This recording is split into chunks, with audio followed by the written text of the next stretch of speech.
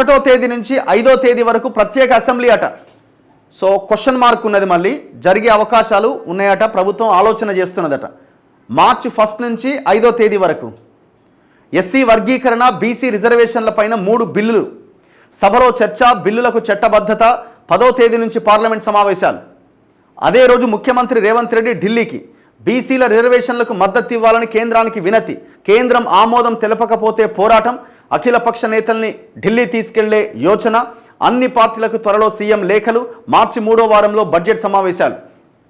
అంటే పార్లమెంట్ సమావేశాలు 10వ తేదీన స్టార్ట్ కాబోతున్నాయి కాబట్టి ముఖ్యంగా బీసీ రిజర్వేషన్లకు 42% చట్టబద్ధత అసెంబ్లీలో కల్పించి 5వ తేదీలోపు ఆ బిల్లుని కేంద్రానికి పంపిస్తారు. సో ఆ లోపు కంప్లీట్ చేసి కేంద్రానికి పంపించి అక్కడ ఒత్తిడి తీసుకురావాలన్నది రాష్ట్ర ప్రభుత్వం ప్లాన్ అట. ఒత్తిడి తీసుకురావాలన్న ఆలోచన మంచిదే, కానీ మన వైపు అయితే అయిపోయింది, మనమైతే ఇక్కడి నుంచి తప్పించుకుందామనే ఆలోచనలో భాగంగా ఈ బిల్లు తెచ్చి అసెంబ్లీలో ప్రవేశపెడితే మాత్రం అది మోసం అవుతుంది.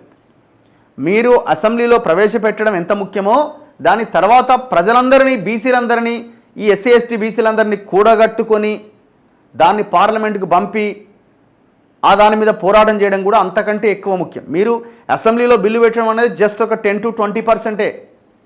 ఇదే మొత్తం ఏదో విజయం సాధించినట్టుగా ఎవరు భావించాల్సిన అవసరం లే. ఒకవేళ మీరు పోరాటం చేయకపోతే మీరు చేయాల్సిన పని నుంచి తప్పించుకోవడానికి బంతిని అటువైపు బీజేపీ కోర్టులోకి నెట్టినట్టుగా భావించాల్సి వస్తుంది. బీజేపీ కూడా దీనికి సమాధానం చెప్పాల్సిందే. ఖచ్చితంగా ఆ బిల్లును ఆమోదం తెలపాలి, పార్లమెంట్లో పెట్టాలి, పార్లమెంట్లో ఆమోదం తెలపాలి, 9th షెడ్యూల్లో పెట్టి బీసీలకి ఆ రిజర్వేషన్లు కల్పించాల్సిందే. ఎస్సీ వర్గీకరణ, బీసీలకు రిజర్వేషన్ల అంశంపై రాష్ట్ర ప్రభుత్వం పక్కా ప్రణాళికతో ముందుకెళ్లాలి అని భావిస్తోంది. వర్గీకరణకు చట్టబద్ధత పైన ఒక బిల్లు, బీసీలకు స్థానిక సంస్థల్లో 42% రిజర్వేషన్లపైన మరొకటి, విద్యా ఉపాధి రంగాల్లోనూ బీసీలకు 42% రిజర్వేషన్లు అమలు చేసేందుకు ఉద్దేశించిన బిల్లులకు చట్టబద్ధత కల్పించే అవకాశం ఉంది. ఈ ఎస్సీ వర్గీకరణ విషయంలో మరి ఇప్పుడు మందకృష్ణ మాదిగ పెడుతున్న కొన్ని డిమాండ్స్కి మరి ప్రభుత్వం ఏమైనా సానుకూలంగా స్పందిస్తుందా? ఇప్పటికే వాళ్ళు షమీమ్ అఖ్తర్ ఇచ్చిన ఏకసభ్య కమిషన్ ఇచ్చిన నివేదికని అసెంబ్లీ ఆమోదించింది, తీర్మానం కూడా చేసేసింది. దాని తర్వాత షమీమ్ అఖ్తర్ కమిషన్ పదవీ కాలం అయిపోవాలి యాక్చువల్గా, ఎందుకంటే రిపోర్ట్ ఇచ్చిండి అయిపోయింది, కానీ ఆయన పదవీ కాలాన్ని మరింత పొడిగించారు.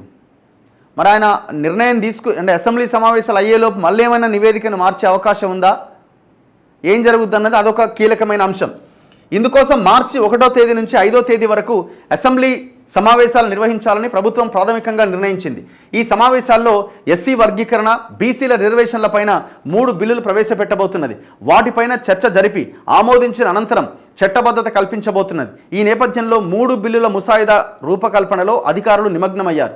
త్వరలోనే ప్రభుత్వానికి ముసాయిదా అందబోతున్నది. అవి అందిన వెంటనే రాష్ట్ర మంత్రివర్గం సమావేశమై చర్చిస్తుంది. ఆ తర్వాత వాటిని ప్రత్యేక అసెంబ్లీ సమావేశాల్లో ఆమోదింపజేయబోతున్నది. రాష్ట్రంలోని ఎస్సీలను 3 గ్రూపులుగా వర్గీకరించాలంటూ ఏకసభ్య కమిషన్ ప్రభుత్వానికి నివేదిక ఇచ్చింది. మాలమాదిగల్లోని ఉపకులాలన్నింటినీ 3 గ్రూపులుగా విభజించింది. గ్రూప్ 1లో సామాజికంగా, ఆర్థికంగా, విద్యాపరంగా అత్యంత వెనుకబడ్డ పట్టించుకోని కులాలను చేర్చి వాటికి 1% రిజర్వేషన్ ఇచ్చింది. మిగతా వాళ్ళకు 9, ఆ తర్వాత మాల సామాజిక వర్గానికి మిగతా కులాలను కలిపి 5% ఇచ్చింది. మొత్తంగా కమిషన్ రాష్ట్రంలోని 59 కులాలకు 15% రిజర్వేషన్లు కేటాయించింది. సర్కారు ఈ నివేదికను అసెంబ్లీలో ప్రవేశపెట్టి తీర్మానం కూడా చేసింది.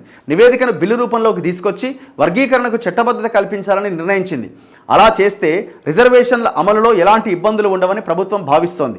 మరోవైపు కమిషన్ గడువును తాజాగా పెంచడంతో వర్గీకరణలో ఏమైనా మార్పులు ఉంటాయా అనే చర్చ కూడా జరుగుతున్నది. ఇంతకుముందు చెప్పింది, గడువు పొడిగించారు.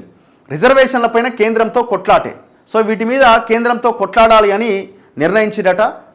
అక్కడ కూడా పార్లమెంట్ సమావేశాలు జరిగే లోపుగా బిల్లును అక్కడికి పంపించేసి పార్లమెంట్లో బిల్లు పెట్టడానికి వీళ్ళు ఒత్తిడి తీసుకొచ్చే అవకాశం ఉందట. చూద్దాం ఏ స్థాయిలో ఇలా పోరాటం ఉంటుందన్నది.